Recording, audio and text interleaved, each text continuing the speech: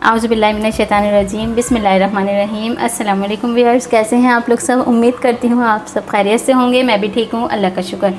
तो व्यूअर्स, आज मैं अपने स्टाइल में बहुत ज़बरदस्त रेसिपी लेके आप लोगों के साथ हाजिर हुई हूँ। आज मैं आप लोगों को सिखाने वाली हूँ इमली की चटनी, जो आप लोग घर में ख़ुद बना सकते हैं। ज़बरदस्ती बाज़ार से लेने की कोई ज़रूरत नहीं है, आप अपने घर में बनाएँ और घर वालों को खिलाएं, क्योंकि आजकल रमज़ान है। रमज़ान में आप लोगों को पता है इस तरह की चीज़ें काफ़ी यूज़ होती हैं। तो इसीलिए मैं आप लोगों के साथ ये रेसिपी लेके आप लोगों के पास हाज़िर हुई हूँ आप लोगों को सिखाने के लिए। तो इसके लिए मैंने जो है ये 500 ग्राम इमली ली थी। इसको मैंने इस तरह से भिगो दिया था। 2 से 3 घंटे हो चुके हैं हमारी इमली को भीगे हुए, सही है, क्योंकि हमें इमली का सिर्फ पल्प चाहिए, उसकी जो गुट्टियाँ हैं वो हम अलग कर देंगे। इसको मैंने भिगो दिया था, सही है। 500 ग्राम हमने इमली ली थी। बाकी जो हमें इसमें मसाले वगैरह चाहिए वो मैंने ये ले लिए हैं। 1 टीस्पून मैंने ये लिया है लाल मिर्च, ये पिसी हुई है, और ये है कुटी हुई। 1 टीस्पून पिसी हुई, 1 टीस्पून कुटी हुई मिर्च, और 1 टीस्पून हमने ये ज़ीरा पाउडर लिया है पिसा हुआ।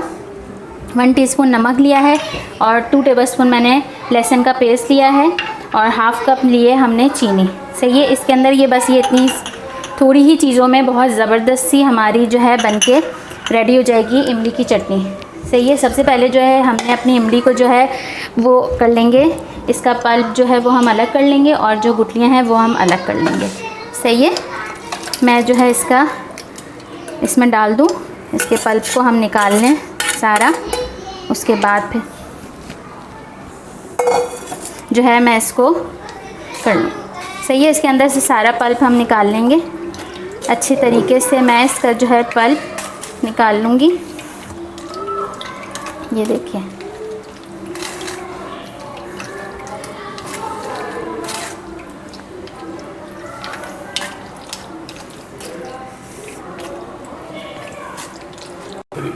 अच्छा, मैं जो है इसमें थोड़ा सा पानी ऐड कर रही हूँ, क्योंकि ताकि इसका जो है हमारा पल्प अच्छे तरीके से निकल जाए,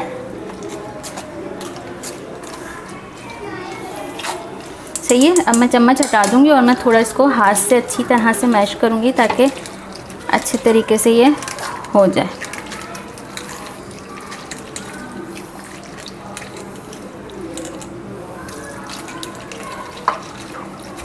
थोड़ा सा पानी डालना है।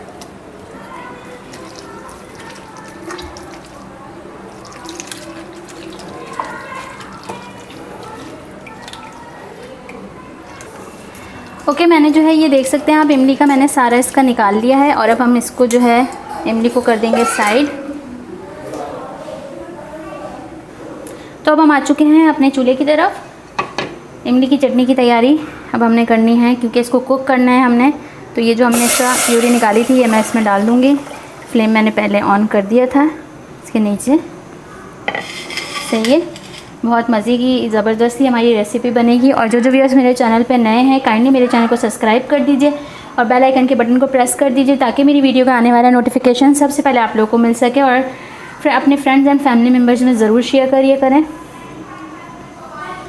ओके, अब मैं इसको जो है थोड़ा सा हम कुक करेंगे, और फिर इसके अंदर मैं ये सारी चीज़ें इसमें डालती जाऊँगी। चीनी डाल देंगे, धनिया, ये ज़ीरा डाल दिया, लाल मिर्च,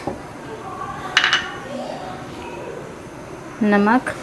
आप ये चटनी बनाएं, आप बाज़ार का टेस्ट भूल जाएंगे। इतनी ज़बरदस्त चटनी और मज़ेदार आप इमली की चटनी ख़ुद घर में बना सकते हैं।